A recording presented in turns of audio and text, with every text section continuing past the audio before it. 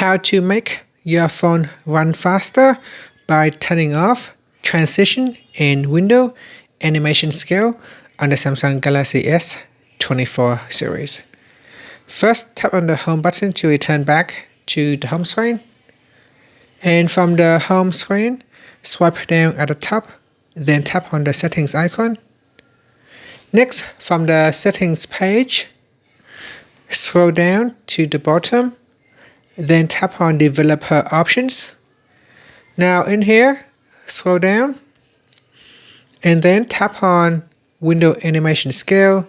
You can tap on animation off to turn it off. Then tap on transition animation scale and also turn off animation for that as well. Here you can see the phone will perform much quicker when we turn off those features.